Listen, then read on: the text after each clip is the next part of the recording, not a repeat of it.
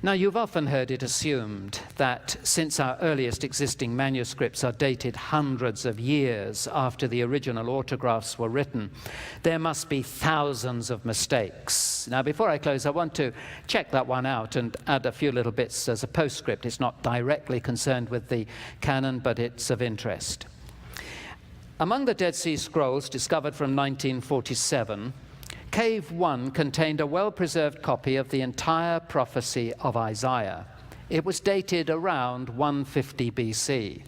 That makes it almost 1,000 years older than our earliest copy up until then. Plenty of time for all these thousands of errors to creep in, right?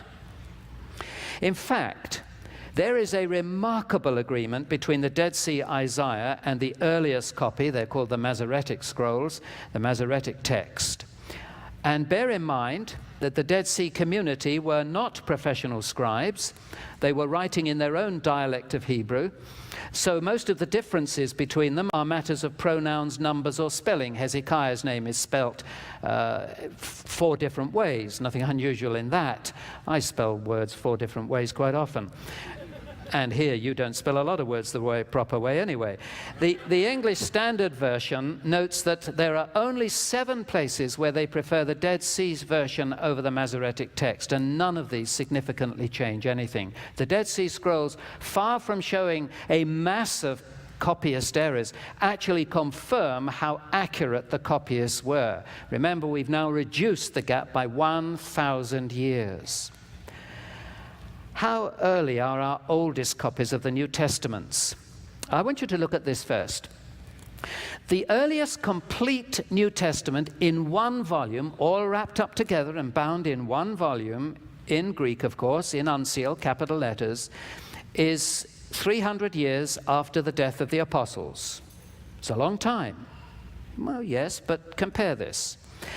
Josephus, Jewish scholar who wrote his Jewish Antiquities, that's the history of the Jews, in AD 93-94, so roughly contemporaneous with the apostles. He was close to them. His work is used and quoted regularly as a valuable source for the history of the Jews from creation to the fall of Jerusalem. Take Tacitus, Roman historian. Of his work, all that's now available is his Annals, which covered the history of Augustus to Nero, and his history, being the history of the Roman Empire from AD 69 to 97. And, of course, dear old Julius Caesar, who wrote his own account of the campaigns in Gaul. They're known as the Gallic Wars, 58 to 55 BC.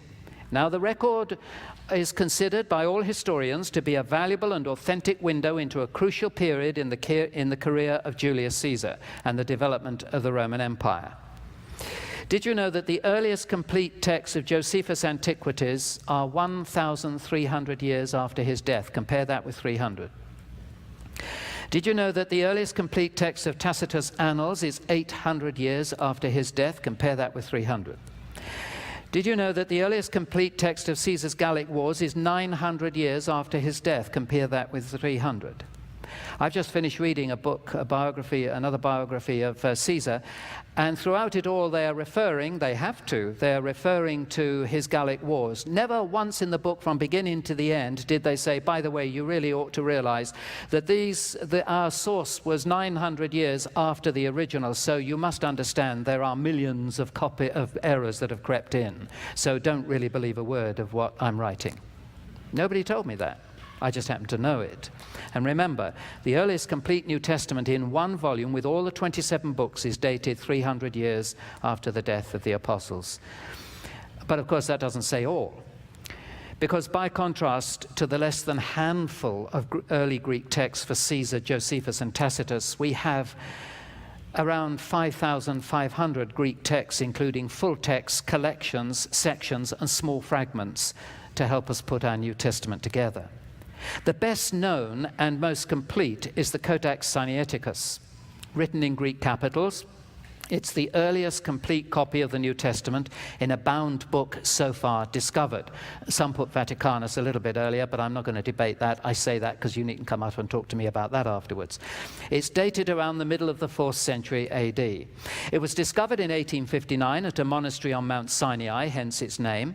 It originally contained the whole Old Testament plus 6 books of the Apocrypha, though parts had been destroyed with age. Sinaiticus was originally copied in Alexandria.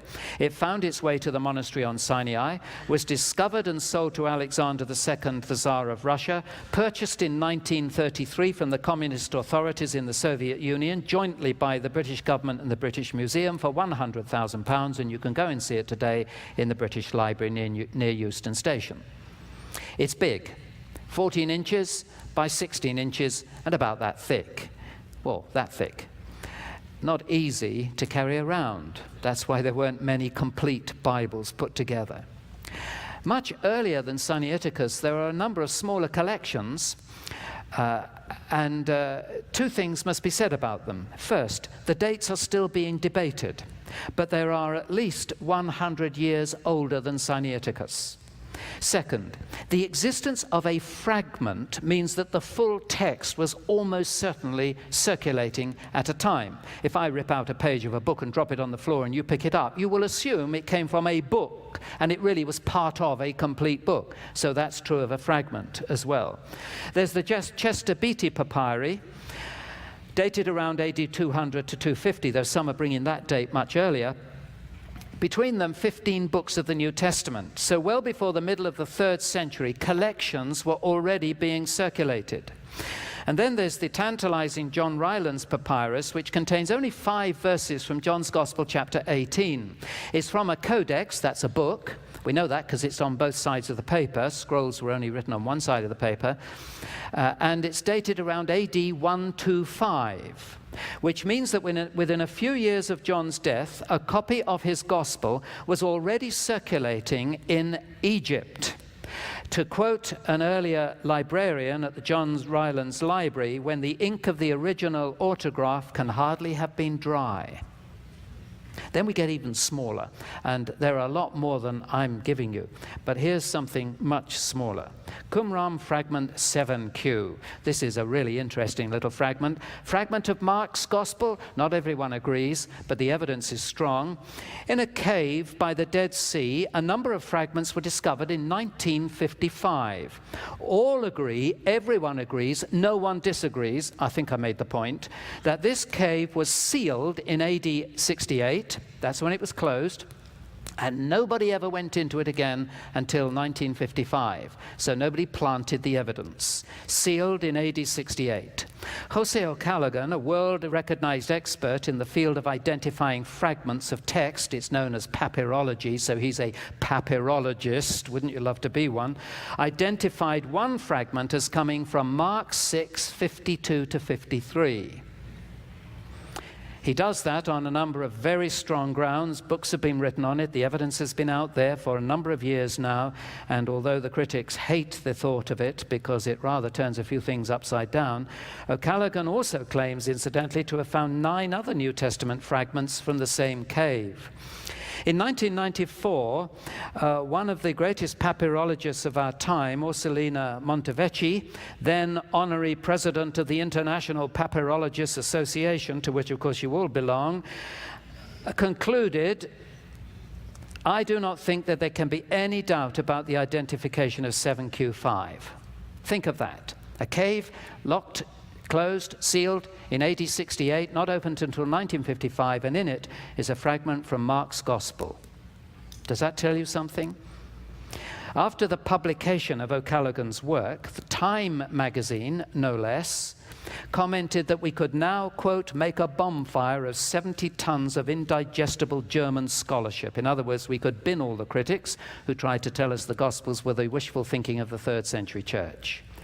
Now that's really just a mere glance of all that is available today for our New Testament text. There is much, much more.